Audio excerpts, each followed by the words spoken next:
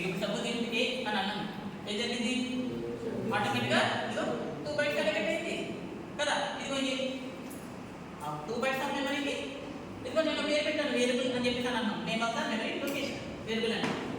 ఇక data type దేన్ని define చేస్తుంది, ఎంత సైజ్ అలొకేట్ అవ్వాలి, ఇదిగో కావాలంటే అందులో ఎలాంటి వాల్యూ స్టోర్ అవ్వాలి అనే దాన్ని డిఫైన్ చేయడానికి డేటా టైప్ అనేది యూజ్ అవుతుంది. ఓకే, సో డిక్లరేటివ్ స్టేట్మెంట్ ఇదిగో ఇది ఒక డిక్లరేషన్ స్టేట్మెంట్. ఓన్లీ డేటా టైప్స్నే కాదు, ఓన్లీ వేరియబుల్స్నే కాదు, you can define function form అంతే కదా. ఇదిగో ఇంట్ సపోజ్ సమ్ అని అన్నాను ఫంక్షన్ కదా డేటా టైప్. ఇంకా కావాలంటే ఇంకొంచెం డీటెయిల్గా ఇది ఎలా తీసుకున్నాను, ఇంట్ p ఇంట్ q అని అన్నాను, 2 పారామీటర్స్ కదా.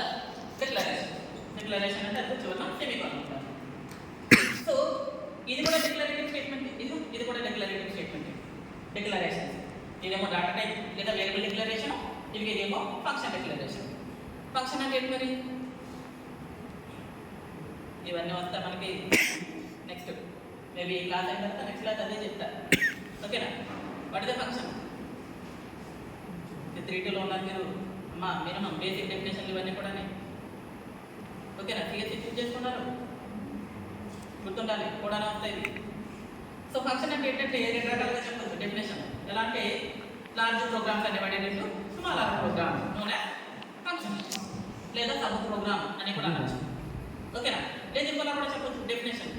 ఏ ఫంక్షన్ అయితే self contained block of statements అంతే కదా. సెల్ఫ్ కంటైన్డ్ బిగినింగ్ ఉండాలట, ఎండింగ్ ఉండాలి, మధ్యలో స్టేట్మెంట్స్ ఉండాలి, బ్లాక్ ఆఫ్ స్టేట్మెంట్స్ ఉండాలి. సో దీన్ని ఫంక్షన్ అని అంటాము. ఓకేనా, ఏ ఫంక్షన్ అయితే self contained block of statements which are used to confirm a specific task. Statement ఉంటే సరిపోదు కదా, ఆ స్టేట్మెంట్ ఏం చేయాలి, ఏదో ఒక టాస్క్ కన్ఫర్మ్ చేయాలి. దాని వల్ల we call it as function. Maybe variable declaration ఉండొచ్చు, ఇదిగో ఫంక్షన్ డిక్లరేషన్ ఉండొచ్చు, లేదా ఏదైనా ఎరే డిక్లరేషన్ ఉండొచ్చు, or we can declare class is suppose sample అని కదా. క్లాస్ శాంపిల్ అని చెప్పేసి అన్నాను. సో క్లాస్ అంటే ఏంటి, క్లాస్ ఆల్రెడీ క్లాస్లో ఉన్నామంటారా. ఆబ్జెక్ట్ ఆబ్జెక్ట్ అంటే చెప్పండి. సో ఈ క్లాస్ అంటే ఏంటంటే క్లాస్ ఇది user defined data type. Class ఇది యూజర్ డిఫైన్డ్ డేటా టైప్. ఇదిగో ఇది డేటా టైప్ అని చెప్పేసి అన్నాం కదా. ఎలాంటి వాల్యూ స్టోర్ అవ్వాలి, అంటే ఏ వాల్యూ స్టోర్ అవ్వాలి అనేది స్పెసిఫై చేస్తాం. బట్ ఇక్కడ క్లాస్ అనేది ఏంటంటే user defined data type which is used to define both data and methods together. ఇదిగో సపోజ్ క్లాస్ శాంపిల్ అని అన్నా, డేటా తీసుకున్నా ఇంటి నెంబర్, సపోజ్ ఇదిగో క్యారెక్టర్ నేమ్, ఇంకా కావాలంటే ఫ్రూట్ యావరేజ్ అయిపోయింది క్లాస్.